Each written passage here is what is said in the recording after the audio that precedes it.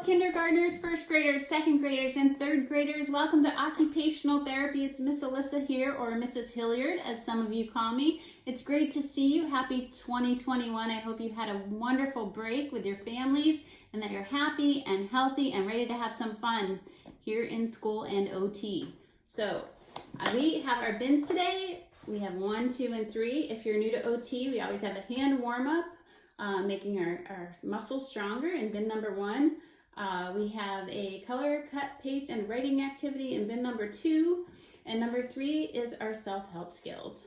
So we're going to start with bin number 1, making our hands strong for writing and cutting and buttoning and snapping and zipping. You will need 2 bowls, one with water in it, and you will need a kitchen sponge. So I try to think of things that you have around your house to do these activities. In school, we have access to all these fancy materials that we can buy on these therapeutic websites, but there are so many things that you can do with common household items to make your hands strong for writing, coloring, and cutting, and fasteners as well. So you'll need 2 bowls, one with water in it, the kitchen sponge, and what I would like you to do is just cut the sponge up into little tiny squares. So you can see relative to my hand that they are very tiny little squares. So I cut about 6 in half of a sponge. So one whole size kitchen sponge should get you 12 squares. So you're gonna have water in one bowl with your sponges, make sure they get nice and wet, and then you'll have an empty bowl next to you. What you're gonna do to make your hands strong for writing, cutting, coloring, all those other good things, we're working on the radial side of the hand. You're gonna pinch and squeeze out the water into the empty bowl and set your dry sponge down. It might be good to have a towel under you. I do not. Squeeze. We're going to get all the water out.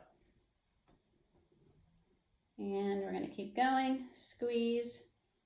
Transferring water is always a great activity. I should be using a stabilizing hand with my left hand to hold the bowl. And then I'm working on my visual tracking skills for reading, tracking left to right and back again. And squeeze. And squeeze, and squeeze, and we'll do one more together, and squeeze.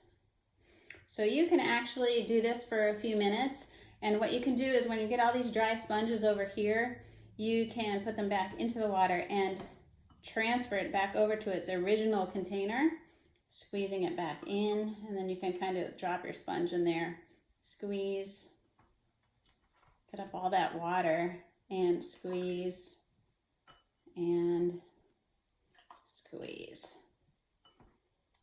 and squeeze. So I won't do them all, but you get the idea, and we will do these together in our live session next week, going back to school. I'm going to set these aside. Remember, there's no OT on Monday. That's a teacher work day, so we will see you Tuesday or after. We're going to go on to bin number 2. And number 2 is our craft and our writing activity. So this week we're going to do a winter themed craft. We're going to make mittens. So you're going to have to fold paper, cut out a complex shape, tear cotton balls, draw some pre-writing shapes, or decorate your mittens however you want. So attached to your email, I sent you guys a template for a mitten. So you can draw your own mitten, or you can print out the template and cut that out and trace it. So you'll need your template or your own mitten that you drew on a white piece of paper. You'll need 2 different colored pieces of construction paper, a couple cotton balls, just probably 2 or 3 at the most. You'll need a marker, scissors, and glue. You also need some writing paper for when we get to our poem. So what we're going to do is cut out that template. Now I already cut my template out. And we're going to take the piece of paper out in the color that we want our mittens. And we're going to practice that folding skill. So you're going to hold your paper long ways or vertically. Take those bottom corners, bring them up to the top, line up those corners, make sure they match, and push down to make a crease. And I know that some of you guys are getting so good at folding. So it will look like a card when you're done. And then you want to take your mitten template and we're going to trace it onto our paper while it's folded.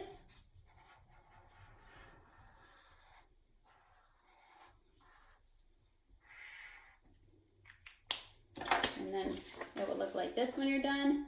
Then we're going to practice cutting our complex shape on the line. Remember, hold your scissors the right way, thumb in the little hole.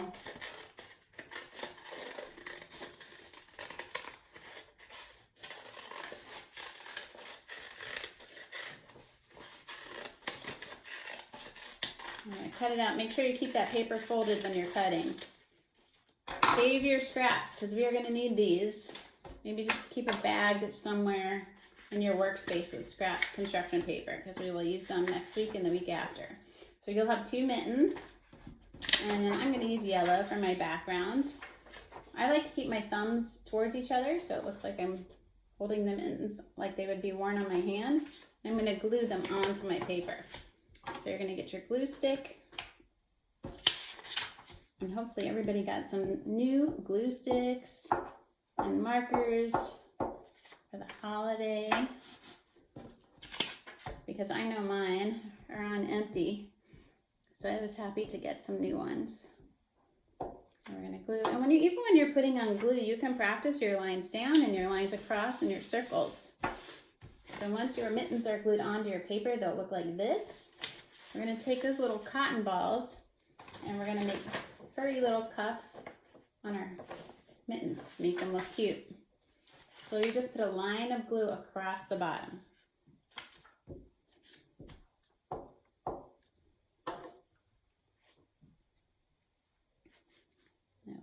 Here. I kind of stretch my cotton balls out and rip them so I have enough fur for the bottom of my mittens. And this is where we are going to make our mittens our own. So if you like polka dots or stripes or checks or a mosaic design, whatever you want to do to decorate your mittens, you can do that. So I'm going to try to incorporate some pre-writing shapes, especially for our kids who are working on lines down, lines across, diagonals, circles, and intersecting 2 lines to form a cross. So I drew 2 horizontal lines. You might need dots from here to connect, across and across. And if in this band, you can put a design or even your name if you want your name on your mittens. And I'm going to make some crosses on one to show you how I did that. And I'll make some circles on the other. And then I will color them in. So this is nice because you can practice coloring in the lines too. So we touch on everything this week. And if you want to put a background on this one, I'm going to make my mittens look different just so you could see a couple options that you have when you're coloring your mittens.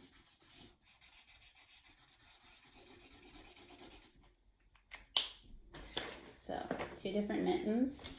And then I made some before. You could see I used some scraps of paper to go across, so you can do that too.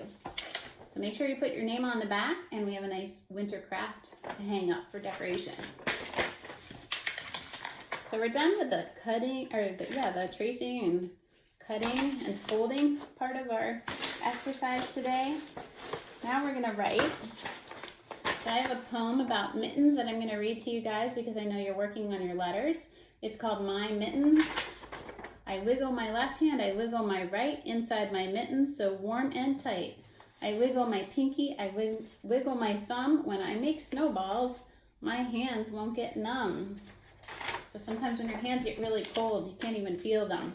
I haven't been out in the snow yet this year, but soon enough. So I'm going to have you practice writing this poem. And what I wanted to show you is don't forget that you can make your highlight paper. So at school we have paper with a highlighted line so that we can learn to write within boundaries. So you want to keep your lowercase letters in the yellow and your tall letters take up 2 lines. You can see your I and your L, and that's your highlight paper. And then those of you who are working using the program Handwriting Without Tears, we use little boxes for letter boundaries so that you don't write so big and all over the paper. It's good to have those visual boundaries so you can see I drew my own. So you can make your own at home too. Or you can use graph paper. Graph paper works too. Each little box gets a letter. And I would use a 1/2 inch graph paper, not a 1/4 inch, because 1/4 inch is way too small. So I'll hold this here just for a couple seconds so you can copy it.